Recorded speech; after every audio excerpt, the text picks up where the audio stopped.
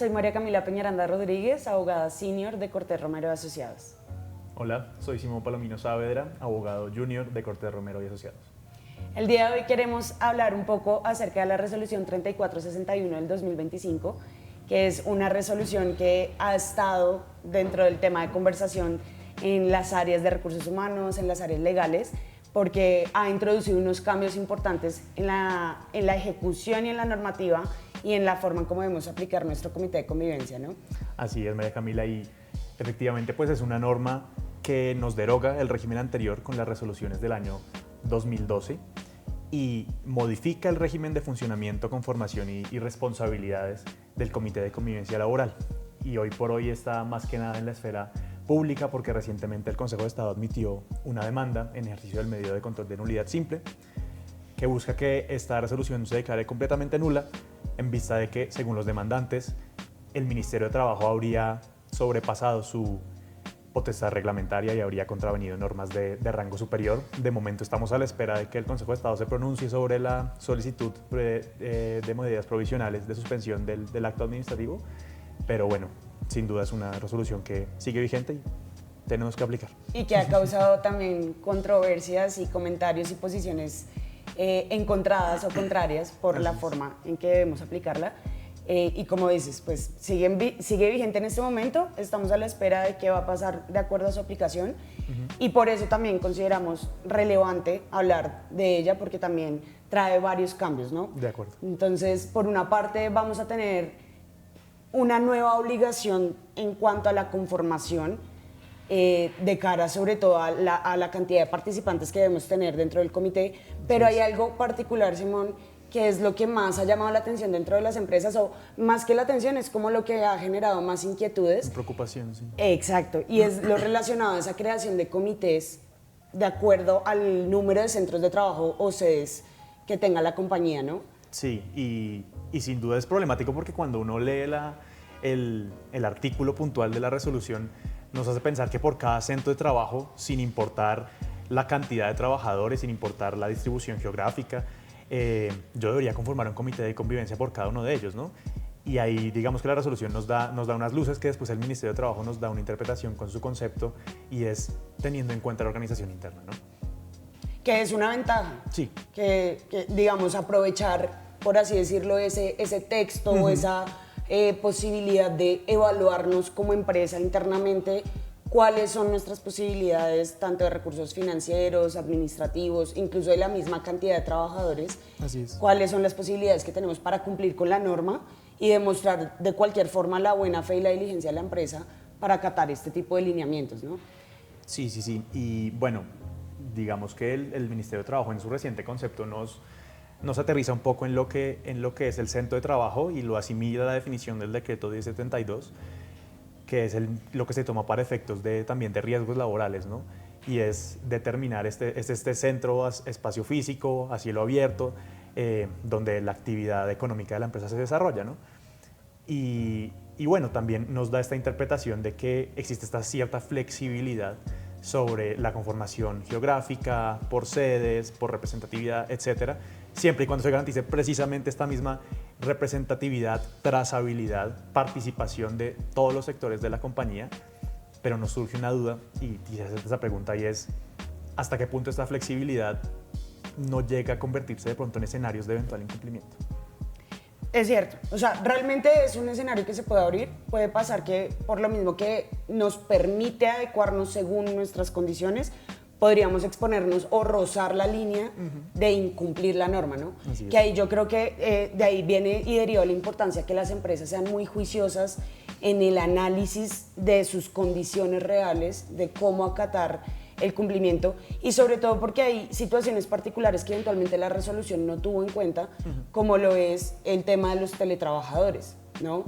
Que eventualmente, claro, pueden haber algunos que vayan presencialmente a la oficina y uno entiende, ok, ese es el centro de trabajo de ellos, son teletrabajadores suplementarios, pero ¿qué hacemos de cara a esos teletrabajadores autónomos que eventualmente permanecen en su domicilio y no están en el lugar del centro de trabajo, o incluso teletrabajadores móviles que están en todo el territorio? ¿Cómo hago yo para poder, obviamente, cumplir con la norma y no rozar ese eventual esa eventual línea del incumplimiento, ¿no? Porque claro, acá no podemos tampoco justificar cualquier manejo contrario a la norma basados en es que es mi organización interna, ¿no? Correcto. De ahí la importancia también de algo que siempre nos ha enseñado el sistema de gestión de seguridad y salud en el trabajo, es el mantener esas evidencias y esos soportes que den fe de efectivamente yo quiero cumplir y estoy cumpliendo con los lineamientos, y obvio, justificar el por qué, según mi organización interna, no voy a aplicar X o Y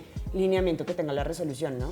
Y precisamente ese sistema de gestión es el que nos va a permitir de alguna manera dejar esa trazabilidad de que se dio la garantía de participación y de representatividad, porque evidentemente como empleadores nunca estamos obligados a obligar a un trabajador a que haga parte del comité de convivencia, ¿no? Y digamos que ese sistema de gestión es el que nos va a permitir de alguna forma garantizar esa al menos participación y representatividad de los teletrabajadores. Incluso hoy tenemos una nueva dinámica que es el teletrabajo transnacional, ¿no? Claro, y nos trae esta nueva, entre comillas, complicación de cara pues, a los comités de convivencia, y digamos ofrecer esas alternativas de participación, de elección democrática, de votación y de postulación, pues sin duda nos va a permitir dar cumplimiento a esta norma y, como tú lo dices, dar cumplimiento a este criterio de organización interna. Además que, Simón, tenemos que tener en cuenta que hay algo que es muy evidente dentro de esta resolución, y es ese concepto que hablabas ahorita, y es la representatividad. Sí. O sea, lo importante es yo poder mostrar como empresa que le permitía a mis trabajadores postularse, o votar, o presentar la queja, o hacer parte de ese comité, y que ellos mismos, al escoger a sus representantes, sientan realmente que están siendo representados dentro de ese comité. Que igual, a lo que decías tú ahorita, pues si eventualmente no se postulan teletrabajadores para ser miembros del comité, pues digamos que no los podemos obligar, claro está, pero es poder nosotros mostrar yo no tengo ningún problema en que todos mis trabajadores participen en esta actividad, en que estén al tanto de cómo funciona el comité, quiénes son sus representantes, dónde presentan la queja, y dejar todos esos soportes de correos electrónicos, de infografías, cualquier información que yo le comparta a mis trabajadores. Entonces es importante tener en cuenta eso, el poder mostrar esa posibilidad de representatividad dentro del comité. De acuerdo. Incluso también hablando de esas características que tiene la resolución, algo que en lo que es muy enfática es en esa función que tiene el comité de ser un mecanismo interno preventivo de las situaciones de acoso laboral. Así es. Y es maravilloso que nos diga que es un órgano preventivo, orientador y conciliador, ¿no? Y que ratifique esto que hemos venido diciendo desde muchos sectores muchísimo tiempo antes de esta resolución, y es que el comité no califica el acoso laboral. El comité no es un ente sancionador, no es un ente que decida el derecho, que dicte el derecho, sino que, como tú lo dices, es un comité preventivo, es una función que viene un poco antes, que dicta esta cantidad de medidas y esta cantidad de, digámoslo, de canales de atención para estas situaciones que, sin duda, hoy podemos decir que están proliferándose en diferentes modalidades, con la tecnología, modalidades virtuales de acoso, etc. Entonces es muy positivo eso que dices de que se limiten mucho esas funciones del comité a lo que realmente debería ser, ¿no? Claro, y es que además es de alguna forma también quitarle una carga o una responsabilidad que finalmente estaban asumiendo los trabajadores, y debemos partir de la base que en la gran mayoría de casos estos trabajadores no son jueces, no son abogados, tampoco son eventualmente psicólogos, como para poder tener realmente todo este conocimiento técnico, todo este conocimiento necesario para poder dilucidar si efectivamente una situación es acoso o no. Entonces, que lo ratifique, que vuelva a señalar esa función es un amigable componedor, por así llamarlo. Sí. Es esa forma interna de yo poder decir, venga, ¿qué es lo que está pasando? Reunámonos, revisemos el tema y busquemos una mejora, un diálogo, sin llegar a yo entrar a juzgar incluso a compañeros de trabajo. Porque al final son mis compañeros los que están presentando una situación de conflicto. Entonces sí me parece también algo muy positivo que se aclare esto. Y ahí, digamos que en conexidad con esto, la aclaración que nos hace la resolución, que eventualmente fue algo que quedó un poco en el aire con la ley 2364, es el tema del acoso sexual. Así es. ¿Cómo es ese deber ser de manejar una queja de acoso sexual? También yo lo veo como algo muy positivo el que ya nos digan desde la resolución el Ministerio de Trabajo, el comité es absolutamente incompetente para trabajar este tipo de quejas. Eso es algo absolutamente positivo porque recordemos, María Camila, que tenemos un deber de confidencialidad, un deber de imparcialidad, pero sobre todo un deber de no revictimización y de perspectiva de género, en muchos casos, cuando se presentan situaciones de acoso sexual en el entorno laboral, ¿no? Y ahora lo que hace es trasladar este trámite y trasladar esta obligación de ofrecer los canales de atención y esta ramificación de posibilidades que tienen las presuntas víctimas hacia, creo yo, entes más técnicos al interior de la empresa o a lo mejor con un mayor nivel de responsabilidad y cuidado, como lo pueden ser las áreas de recursos humanos, la gerencia general o incluso, lo hemos visto con nuestros clientes, se han conformado incluso comités especializados en acoso sexual, que se me hace una alternativa viable y favorable y que permite dar además cumplimiento a la resolución y a la ley. Exacto. Y también, volviendo digamos un poco a la idea que tenía ahorita, es quitarle una responsabilidad a los mismos trabajadores, porque resulta de pronto hasta ilógico pensar en exponerlos también a ellos a conocer casos de presunto acoso sexual que terminan siendo tan delicados y que terminan de pronto generando de alguna forma una empatía con ese compañero o esa compañera que está presentando la queja y los termina exponiendo a una situación de un manejo muy difícil, porque cómo garantizan ellos esa imparcialidad si eventualmente son cercanos a la víctima o si incluso se sienten representados de alguna forma. Entonces es quitarle un poco también esa carga emocional que podría llegar a tener el hecho de tener el comité la responsabilidad del manejo del acoso sexual. Entonces sí, totalmente de acuerdo, es una ventaja de esta resolución que aclare y defina de manera directa esto no es parte de las responsabilidades del comité de convivencia laboral. Así es. Incluso también algo que me parece muy positivo de cara a este tema de qué no maneja el comité y qué sí debe recibir el comité y cómo lo debe manejar.